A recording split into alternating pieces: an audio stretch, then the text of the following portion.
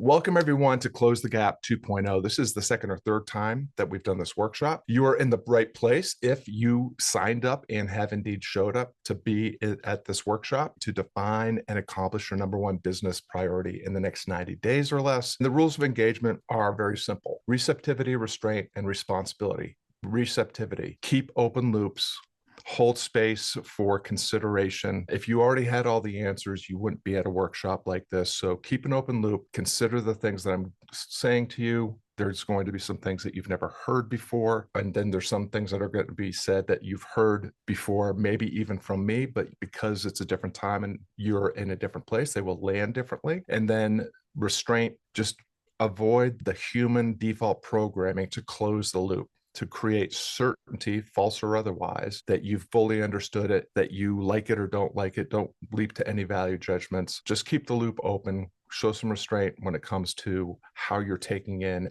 and considering these ideas. And then responsibility is I'm responsible for my presentation, for the words I say and the way I say them. I am here to do nothing but to be as absolutely helpful and useful as I can be to everyone that's here. You're going to get the entire process in as distilled and actionable a way that I can. I'm not responsible for the impact that anything I say has on you based on your interpretation of what I say. If for any reason I say something that you find offensive or triggering, I'm happy to have a conversation about that after the workshop, but know that I'm here simply to be helpful and useful. Everyone that's here is going to get a free follow-up resource, and that is the Close the Gap flowchart and process guide. It's basically a 3-page distillation of the entire Close the Gap process that we're going to go through today with some action steps that you can take. For those of you that are in the Solopreneur Success Circle, I have a 90-day business objective and success plan worksheet. What we're going to do is basically we're going to go through the worksheet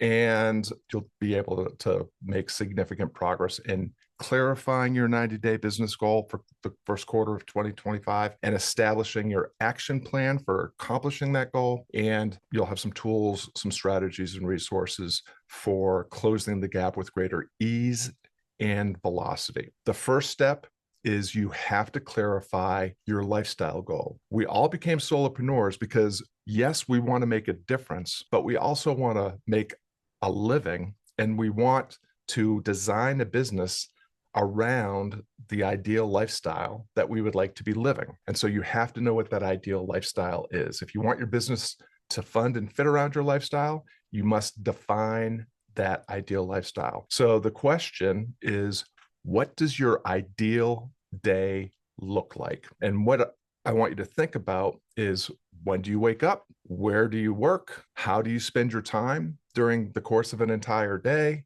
Who do you spend your time with? Define all those things. The more specificity that you have about this, the more clear it will be in terms of where you're heading. So an example might be, I wake up at 7 a.m. I spend the mornings with my family. I work for 4 hours on fulfilling projects. I then enjoy personal hobbies in the afternoon, and then I spend family time in the evening. That level of specificity is good enough to get started. I would encourage you to go even deeper. So you don't need to do this now, but again, answer the question, what does an ideal day look like? Second question, how much income do you need to support this lifestyle? Consider your annual and personal business expenses. Most of us as solopreneurs don't really distinguish between our business and personal expenses, and your savings goals and what your discretionary spending looks like.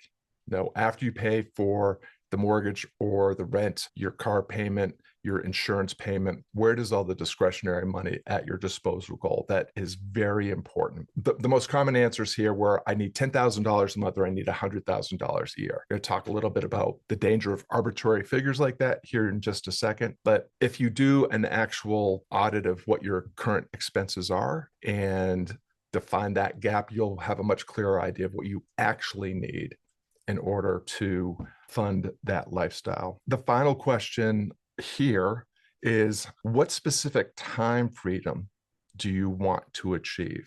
And so just consider, how many hours a day am I working per week? And what are the non-negotiables in terms of my schedule around when I am entirely unplugged from my business, whether that's spending time with friends, family, hobbies, what have you.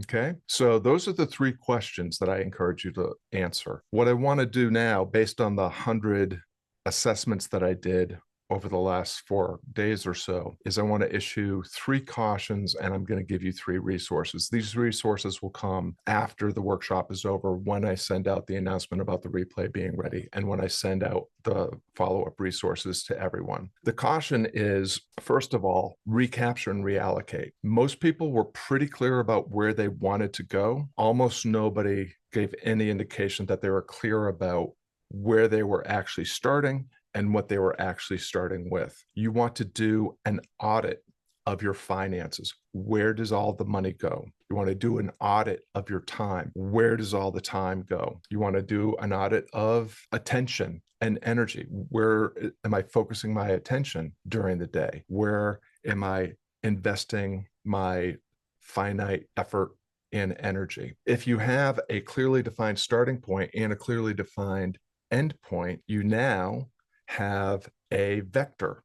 You can create direction. Over and over and over again, what I find is everybody's clear on their destination, but because they're not clear about where they're starting from and what they're starting with, it's impossible to really craft a plan. And so people just end up adding more tools, adding more tactics, reading more books, listening to more podcasts, doing more things like adding YouTube channels or podcasting or starting a blog or whatever. And it's not helpful, because more will not get you closer. This idea of more will not get you closer is a systems reliability problem.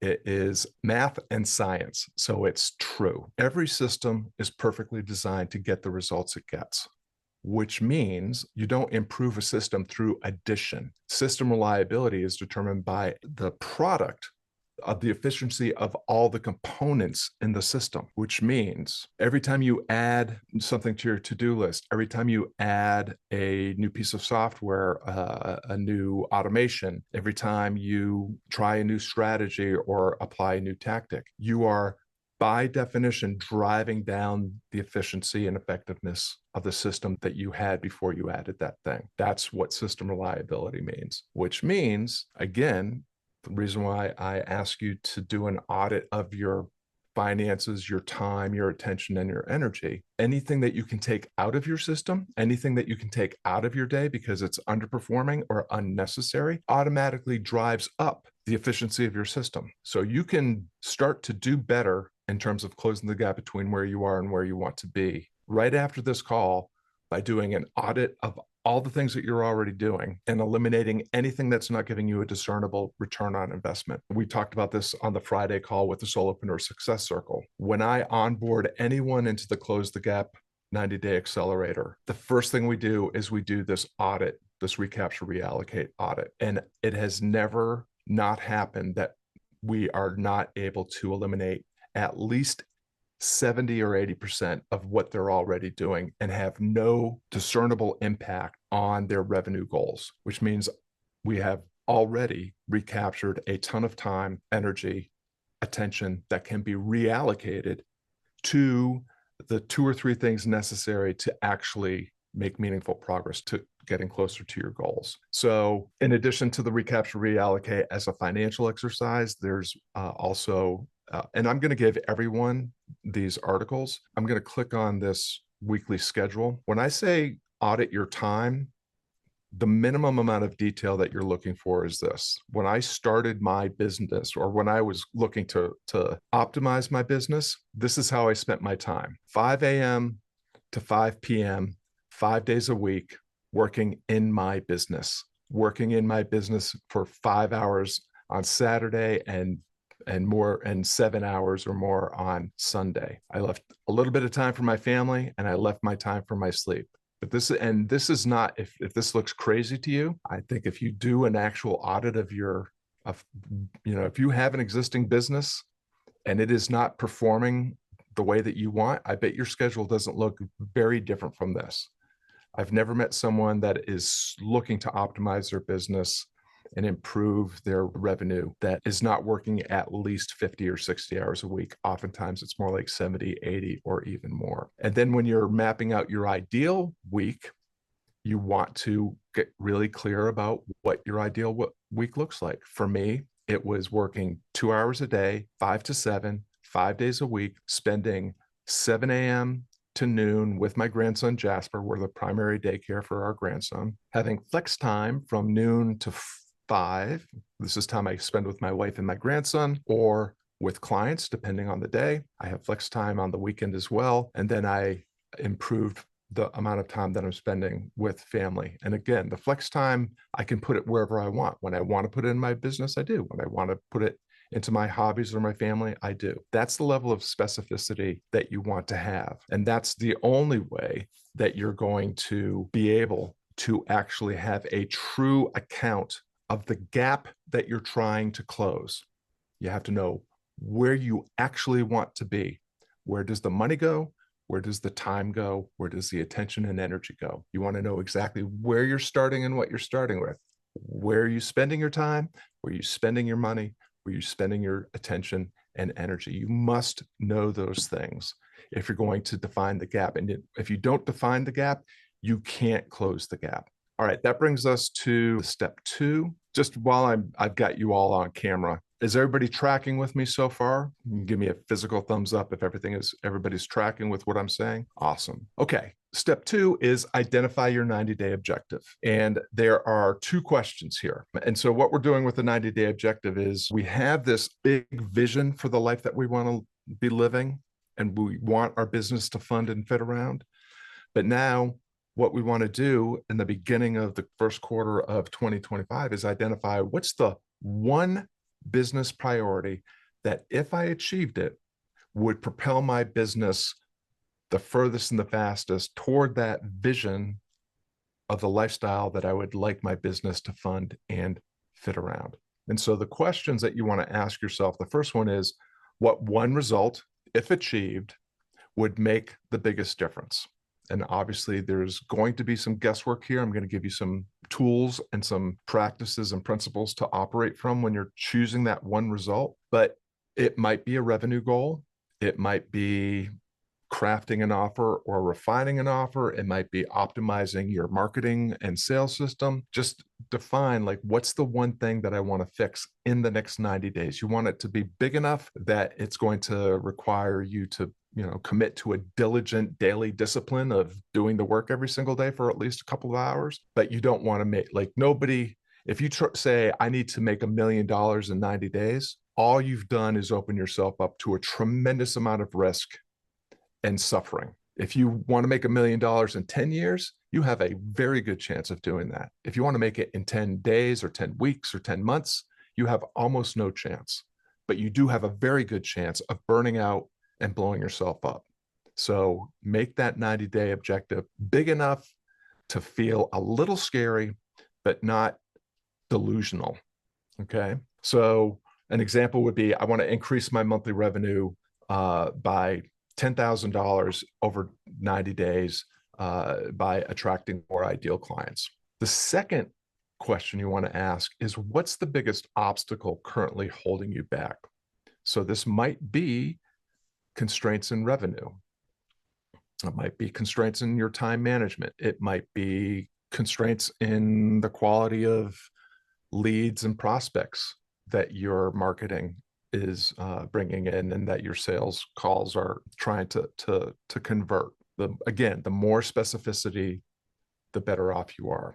These next 2 principles, if you apply them, are the second and third biggest force multiplier I know of in terms of closing the gap between where you are and where you want to be. The first is that as human beings, especially as independent, entrepreneurial-minded people, we love new stuff because new stuff is exciting and new stuff has possibility and new stuff is fun. And we love to collect tools, tactics, knowledge, strategies. I call it collecting dots. We love to collect dots. We love to take courses. We love to watch YouTube videos. We love to listen to podcasts, and we love to start new projects. The number one thing I read in people's responses to the second set of prompts of the people that got that far was they wanted to create a new offer to generate the income they needed to get the time and lifestyle that they wanted for their ideal lifestyle vision.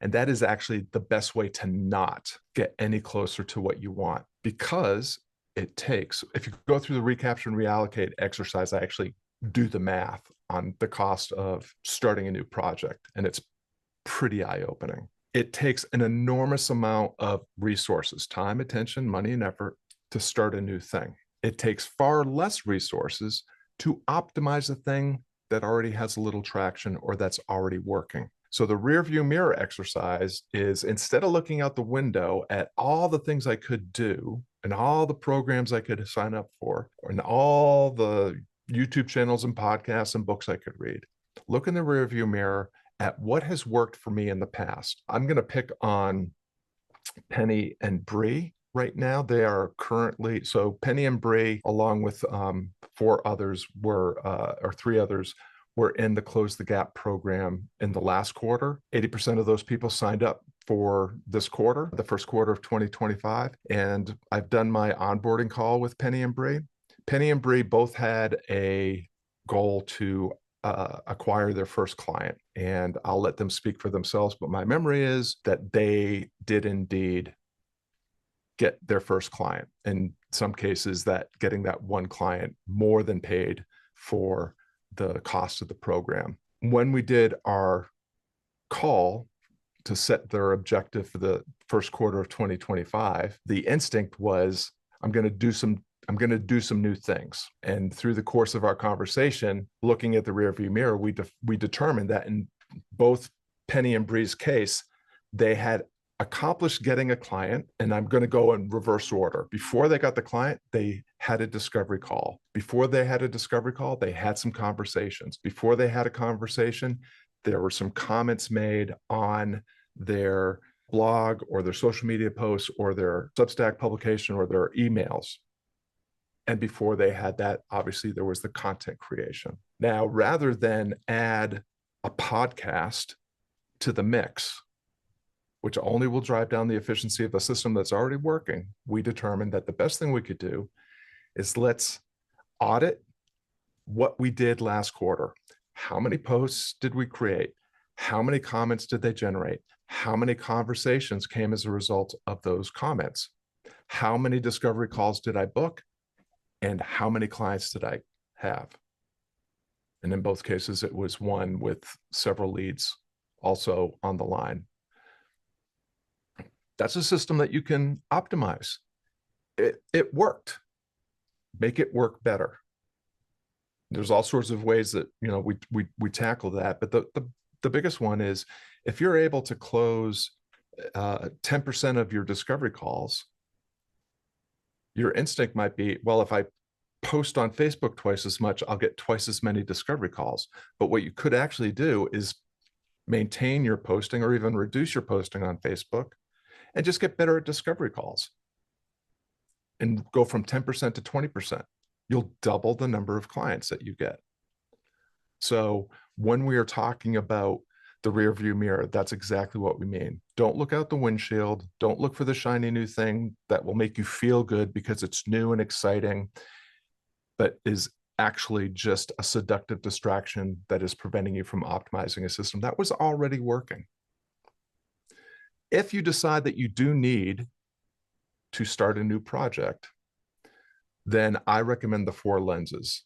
So the rearview mirror exercise actually comes from Nick Peterson's book, Bumpers. I'm happy to give you a way to get a free copy of that if you want it. The weekly schedule exercise also comes, that's on page 50 of Bumpers for those of you who already have it. If you want a copy of Bumpers, just send me a DM. I'll send you a link to download a digital copy. The 4 lenses is something that Nick Peterson talks about.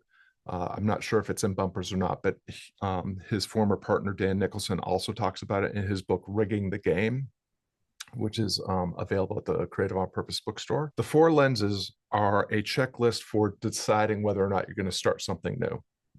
And the 4 lenses, you must check 3 of the 4 lenses before you dive into a new project. And if you dive into a new project without checking all 3 lenses, you're setting yourself up to waste a lot of time, energy, money, and effort. The 4 lenses are, will this thing save me money? Will doing this thing save me time? will doing this thing make me money?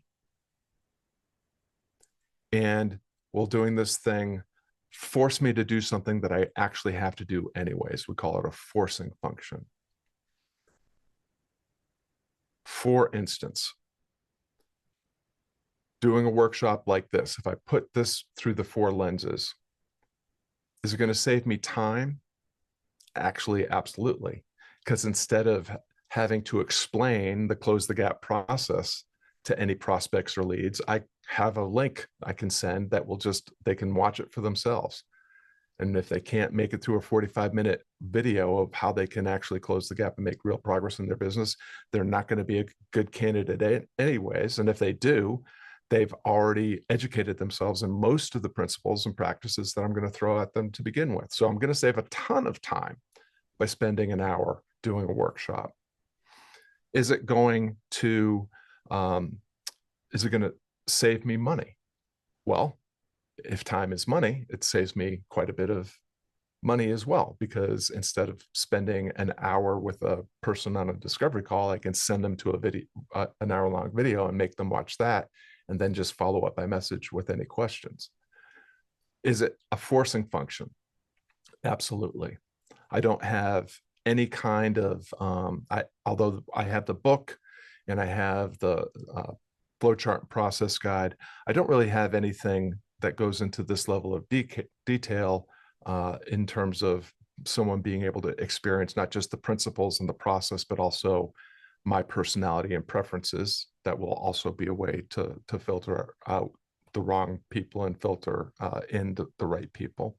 So it creates a forcing function. This is something I needed to create anyways. And then the money piece is always a guess,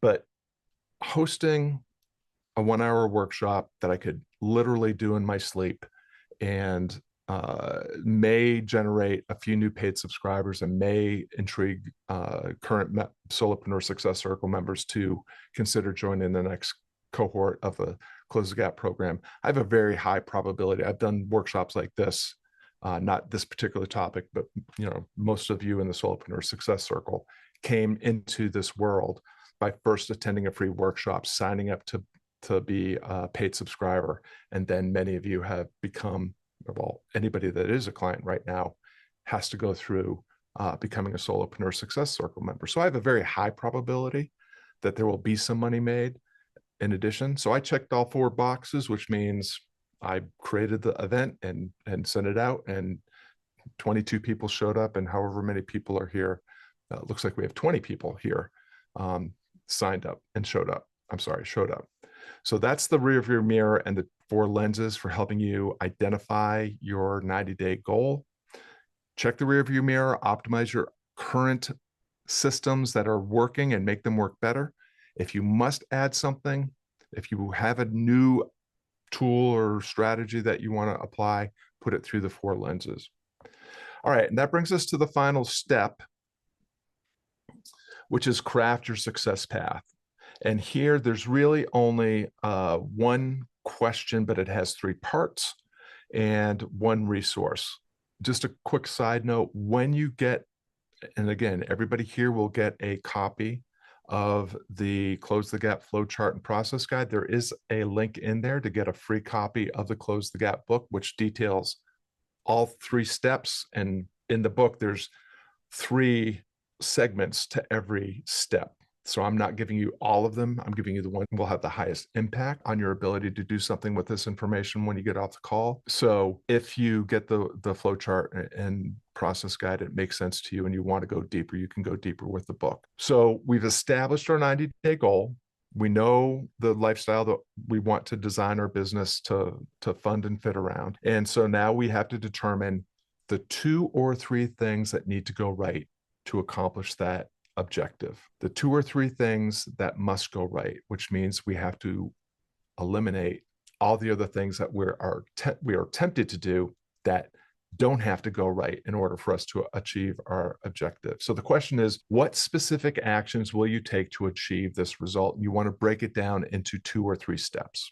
For those of you that are creatives in some sort of creative enterprise or a freelancer or an independent entrepreneur, what we're usually talking about, if you're here and you have an existing business, is we're looking at your marketing and sales strategy. How am I, I have a business. I've been in business for a while.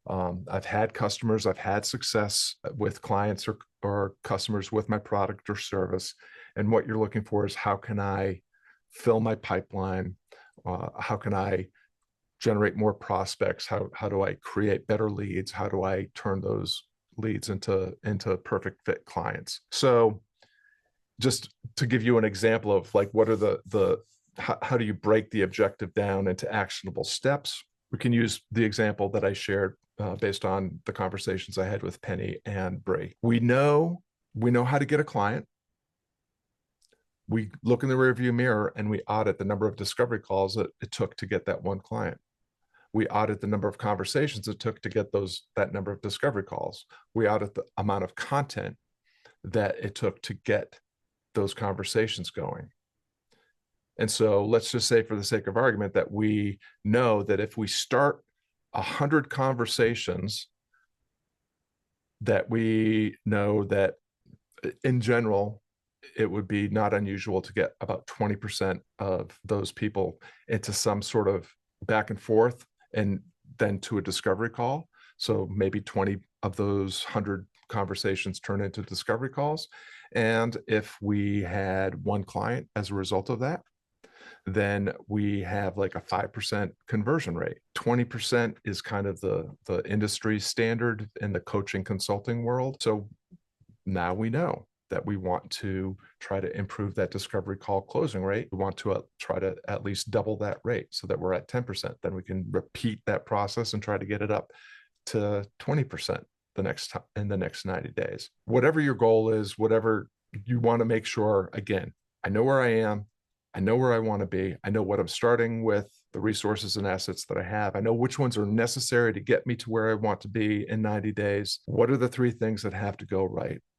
And as you're going through this process, you're going to employ the CASE process. This again comes from Dan Nicholson's book, Rigging the Game. But CASE stands for collect, analyze, strategize, execute.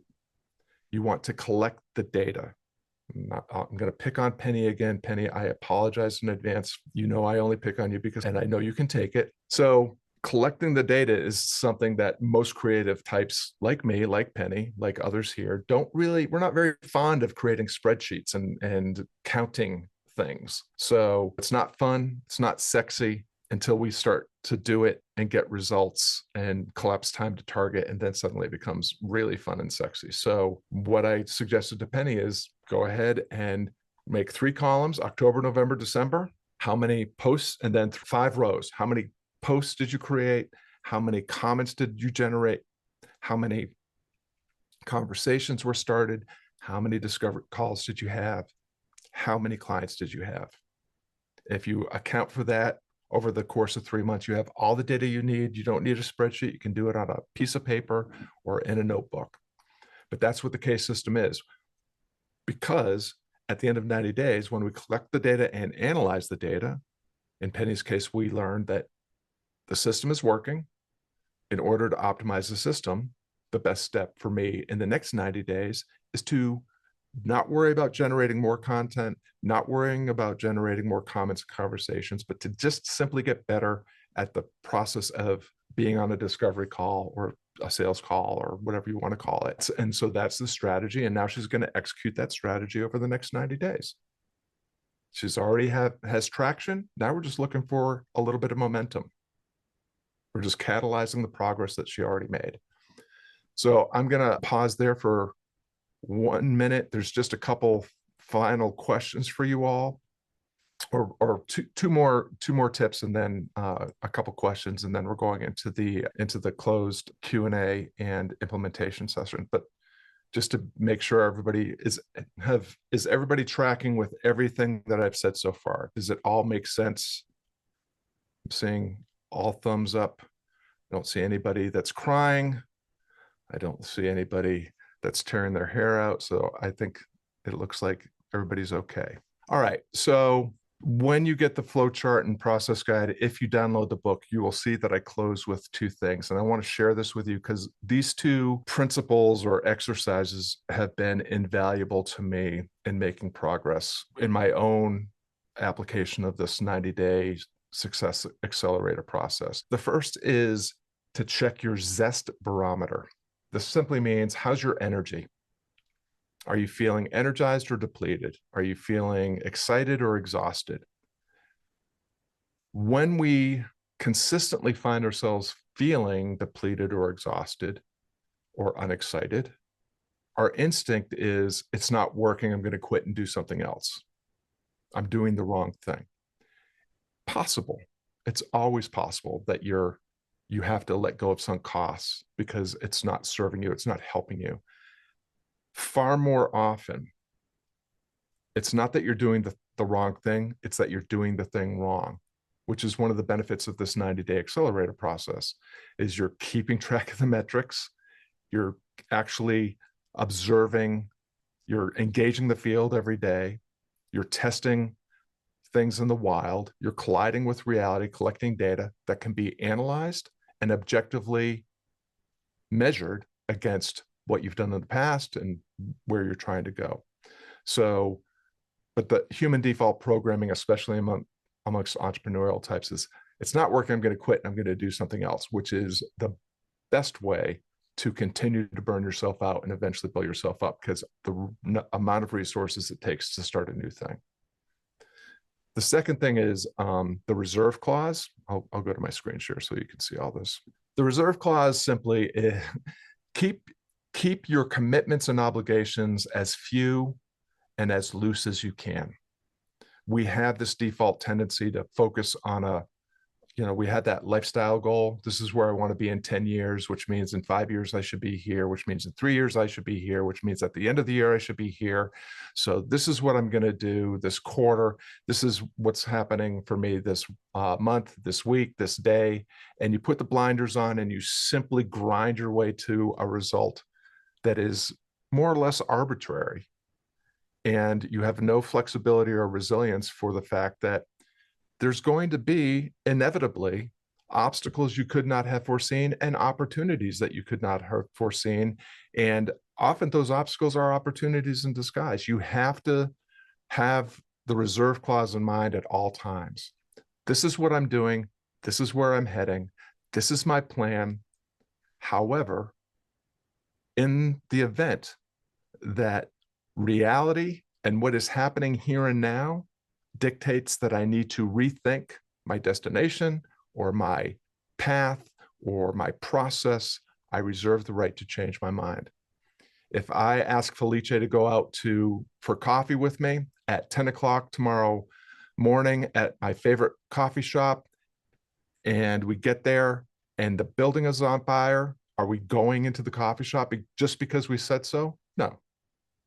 Reserve the right to change your mind when events or new information dictates that you should. Okay, I'm getting some comments, people wanting bumpers. I appreciate Chris saying that I'm doing a good job distilling some of ideas that are not my intellectual property. If you want a copy of bumpers, just make sure that you send me a DM. Again, you're going to get a DM from me anyway, or a message from me anyways, with some free resources. All right, so before we wrap up, just 2 questions, and I'd love for you to put this in the chat. Everyone, just click that little speech bubble at the bottom of your screen. And I would love to know if this is helpful or useful. If the answer is yes, put a Y. If the answer is no, no hard feelings, put an N. If the answer is sorta, you can put an S. Most of you here know me at least well enough to know that I don't really have a heart or any feelings, so you can't hurt my feelings if it wasn't helpful or it was only sort of helpful, although I do question why you're still here if it hasn't been helpful. But I would love to see some responses. Lots of yeses, very useful. Yes, yes, yes, yes, yes. Awesome. I always like it's great feedback to know that this has been helpful and useful. That's my intention. I'm going to just share 2 last things, and then we'll go into closed session. The first is find the others. Whether the folks in the Solopreneur Success Circle know this already, and most of you probably know this already, but I'm going to encourage you to actually do something about it. Solopreneurship, it's listed in the book. I list the 10 biggest challenges that the surveys and science tell us that solopreneurs are experiencing. Loneliness, lack of feedback, lack of accountability. These are major problems for people that are independent business owners, whether they're entrepreneurial, retail, or what have you. The biggest force multiplier available to anybody in terms of not just your business, but in terms of your well-being are the people that you surround yourself with. And when I say force multiplier, spending more time with people that understand and support you and your journey will have an exponential impact on and amplify your ability to get where you want to go. At the same time, spending time with people that don't understand your journey and don't support your journey will be the biggest force multiplier to your failure. And when I share this, something that always comes up is, well, but I can't, there are people in my life that are dragging me down, dragging down my average, but they're old friends or they're family members or they're peers or colleagues at work or what have you. I'm not encouraging anybody to ditch any of your loser friends or family that are dragging down your average. What I am encouraging you to do is to be intentional and thoughtful and deliberate about who you pay attention to, who you spend your time with, and who needs less of your time and less of your attention and less of your energy. Most of you know this little trick of mine already. I've been involved as a coach in Akimbo workshops, and I've worked on a number of projects with other people. And I'm obviously not for anybody or everybody. Maybe I'm not for anybody, but I'm definitely not for everybody. And neither are any of you. And inevitably you will be in proximity to people that are not fueling your well-being and your forward progress. The phrase that I have adopted is, thank you for sharing your perspective. When someone is criticizing you and it's unfair, unjust, or unwanted, when your family tells you that you're wasting your life, when your spouse says, I don't even know who you are anymore, thank you for your perspective. I appreciate that you care. If you say that, the second trick is, oh, would you like to learn more? Would you like to come to one of the meetings I go to? Invite them to come along, because then if they say no, it's on them. They don't want to understand, right? So find these ways that you can be intentional about who you're spending your time with and who gets bandwidth in your head and in your heart. And then the final thing is, let's get real or let's not play. A lot of you have heard Seth Godin say this. Obviously, Seth is a friend and a mentor. And I was in a project with Felice last year working on something, and I was with Seth for 7 years in Akimbo workshops. I love this phrase. It's not Seth's phrase. It's been around for a long time. There's a book written about it. But the idea of let's get real or let's not play is basically, if you woke up today and did exactly what you did yesterday and didn't get any different results than you've been getting, then you are in a rut and you are not, the 3 sins of solopreneurship, I call them dull, distracted, and delusional. You're distracted from the things that could actually help you because you're just repeating mindlessly what you've already been doing or what someone else told you to do or what you think you should do based on how you measure yourself against some guru or digital marketer. You're delusional if you think it's going to change tomorrow when you do the same thing again. And that makes you a little bit dull. And when I'm saying all this, I'm saying it in the mirror to myself, because every day I catch myself being dull and or distracted and or delusional. The only way that you're going to make a difference in the results that you're getting and make a bigger difference and a better living doing the work that you do in the way that only you can do it, is to see and be and do things differently. And if that's with the Solopreneur Success Circle, we'd love to have you give us a shot. If that's with the program, I'd love to talk to you more about that to see if it's a good fit. But however you decide to do it, find the others and figure out how you're going to get real and start playing your game on your terms without compromise. Because if you're not doing that, you're playing someone else's game on their terms and you've compromised everything. And you can't win a game if you're playing someone else's game, and you definitely can't win a game that you don't want to play. All right. As per usual, Scott got a little preachy, ranty. Sorry, I can't help myself. I want you to succeed.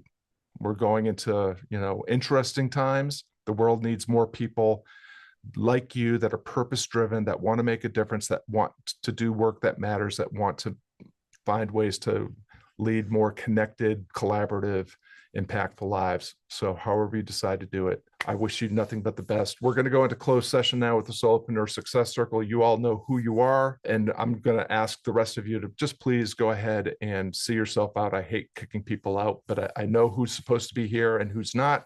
So if you're supposed to be here, hang around. And if you're not, thanks for the gift of your time and attention.